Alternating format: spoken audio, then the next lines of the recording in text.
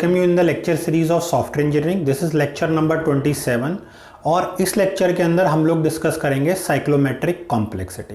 साइक्लोमेट्रिक complexity होती क्या है, उसकी इंपॉर्टेंस क्या है, उसे किस तरीके से क्या मेथड्स हैं उसको कैलकुलेट करने के लिए, और एक एग्जाम्पल हमने दिया है इसमें उसको एक पूरा का पूरा एक्सप्लेन करने के लिए। अगर हम साइक्लोमेट्रिक कॉम्प्लेक्सिटी की बात करें तो ये एक सॉफ्टवेयर मेट्रिक है जो कि किसी प्रोग्राम का लॉजिकल कॉम्प्लेक्सिटी को शो करता है। ठीक है, अगर हम इंपॉर्टेंस की बात करें तो ये डेवलपर को, टेस्टर को किस हिसाब से इंपॉर्टेंट है, और जो मेथड्स हैं हमारे पास 3 मेथड्स हैं वो हमने यहाँ पर मेंशन किए हुए हैं, तो उसके हिसाब से हम किसी भी कोड का या हम कहते हैं सूडो कोड का कॉम्प्लेक्सिटी कैसे फाइंड आउट करें। ठीक है, तो अगर आइए बात कर लेते हैं साइक्लोमेट्रिक कॉम्प्लेक्सिटी। अगर टेक्निकल डेफिनेशन हमें इसकी लिखनी है साइक्लोमेट्रिक कॉम्प्लेक्सिटी की, so it is a software metric that measures the logical complexity of a program code. जो भी मैंने बोला कि एक सॉफ्टवेयर मेट्रिक है, मेट्रिक या सॉफ्टवेयर मेट्रिक आप हमारे प्रीवियस लेक्चर से पूरा डिटेल आउट कर सकते हैं, देख सकते हैं, उसमें हमने पूरा एक्सप्लेन करा है अबाउट सॉफ्टवेयर मेट्रिक। तो ये क्या है, टू मेजर लॉजिकल कॉम्प्लेक्सिटी, किसी भी प्रोग्राम कोड की लॉजिकल कॉम्प्लेक्सिटी बताता है। यहाँ पर हमने कुछ इंपॉर्टेंस इसका लिखा है, 1 या 2 लाइन लिखी है, आप इसको और एक्सीड कर सकते हैं। ठीक है, कि it helps a developer and tester to determine independent path execution. पहला इंडिपेंडेंट पाथ एग्जीक्यूशन को डिटरमाइन करने के लिए, और दूसरा हमारा क्या है कि किसी प्रोग्राम की रीडेबिलिटी, मेंटेनेबिलिटी और पोर्टेबिलिटी में हेल्प करता है। ठीक है, तो that relates to the cyclometric complexity. तो ये 2 इंपॉर्टेंस आप साइक्लोमेट्रिक कॉम्प्लेक्सिटी के रिस्पेक्ट में लिख सकते हैं। ठीक है, फिर बात आती है कि किस तरीके से इसको कैलकुलेट किया जा रहा है। तो हमने अभी बताया कि we are having 3 methods, method 1, 2, 3। उसके लिए हमारे पास कुछ लॉजिक्स हैं। ठीक है, लेकिन अगर हम यहां बात करें तो सबसे पहले कैलकुलेट किस हिसाब से हो रहा है, it is calculated using the control flow representation. यानी कि हमें एक कंट्रोल फ्लो बनाना है और उसके हिसाब से रिप्रेजेंटेशन होगा। कहने का क्या मतलब है कि हमें कोई एक सूडो कोड दिया गया होगा। ठीक है, सूडो कोड क्या, ये भी आप हमारे प्रीवियस लेक्चर से देख सकते हैं। तो हमें एक सूडो कोड दिया गया होगा और उस सूडो कोड के हिसाब से हमें एक कंट्रोल फ्लो ग्राफ बनाना है, और कंट्रोल फ्लो ग्राफ बनाने के बाद हमें ये तीनों मेथड्स उसमें अप्लाई करने हैं और वैल्यू उनकी तीनों की सेम आनी चाहिए। तो that is been treated as a cyclometric complexity of that pseudocode। ठीक है, तो अगर हम बात कर रहे हैं कंट्रोल फ्लो बनाने की तो उसमें हम 2 चीजें देख रहे हैं, एक नोड्स और एक एजेस। ठीक है, नोड्स क्या रिप्रेजेंट कर रहा है, nodes represents part of code having no branches. Edges represent possible control flow transfer during program execution.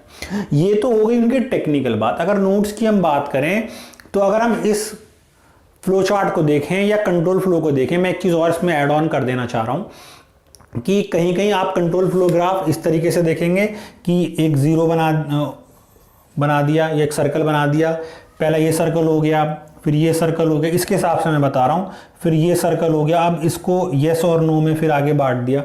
ठीक है, कहीं कहीं आपको फ्लो चार्ट बना दिखेगा, कहीं कहीं इस तरीके से सर्कल रिप्रेजेंटेशन होगा कंट्रोल फ्लो ग्राफ का, इसके हिसाब से जैसे हमने ये बनाया इसी के हिसाब से।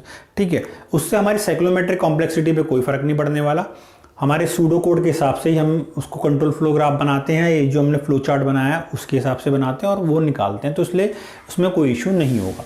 तो हम वापस आते हैं अपनी बात पर। तो नोड्स और एजेस की बात हम कर रहे हैं, तो नोड्स और एजेस क्या है, जितने भी ये कंपोनेंट्स हैं that may be treated as a nodes, और जितने भी कनेक्टिंग डायरेक्टेड एज हैं that may be treated as an edge.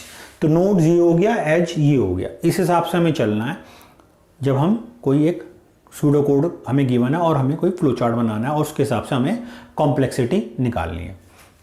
तो मेथड्स की बात कर लेते हैं। मेथड्स क्या है, पहला मेथड है number of closed region plus 1। ये पहला मेथड होना चाहिए, जितने भी क्लोज्ड रीजन इसमें बनेंगे प्लस 1, दैट इज 1। नेक्स्ट क्या है, e minus N plus 2। e हमारा एजेस, n हमारा नोड्स। ठीक है, थर्ड मेथड क्या है, p प्लस 1। p क्या है, प्रेडिकेट नोड। प्रेडिकेट नोड क्या होती है, हम बिल्कुल अगर जनरलाइज्ड बात करें तो हम ये कहेंगे कि वो नोड जिसके में 2 आउटगोइंग एज जा रही है, वो नोड जो 2 आउटगोइंग एज जिसके अंदर से जा रहा हो, वो हो गया हमारा p की वैल्यू। जितनी नंबर ऑफ नोड्स होंगी वो हमारी p की वैल्यू होंगी। मैं इसमें एक बात और बता दूं, जो मेथड 2 है उसमें आप कई बुक्स में देखेंगे e माइनस एन प्लस 2 दिया हुआ है, कई बुक्स में e minus N plus 2 p दिया है। अब बाय एंड लार्ज कैलकुलेट करेंगे तो वैल्यू हमारी सेम आई। कई सारे स्टैंडर्ड बुक्स में ये वाला दिया है, कई सारे स्टैंडर्ड बुक्स में 2 के बाद p भी दिया हुआ है, तो आप उसको देख लीजिएगा। लेकिन हमारा फॉर्मूला फिलहाल है e माइनस n प्लस 2। ठीक है, तो ये हमारे मेथड्स हैं।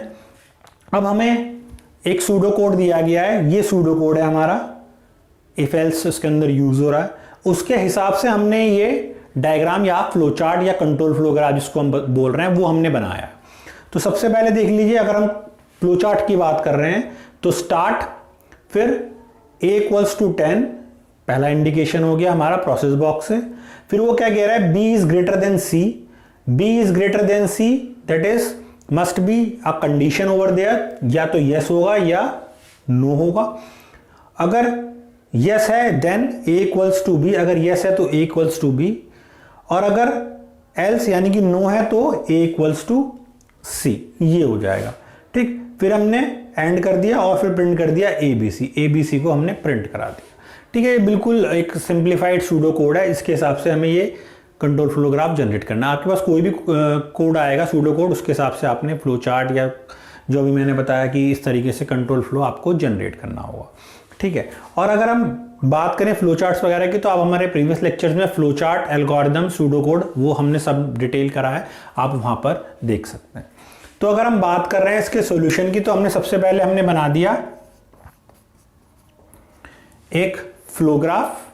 ठीक, इस फ्लो ग्राफ के हिसाब से सबसे पहले हम नंबर ऑफ एजेस और नंबर ऑफ नोड्स कैलकुलेट करते हैं।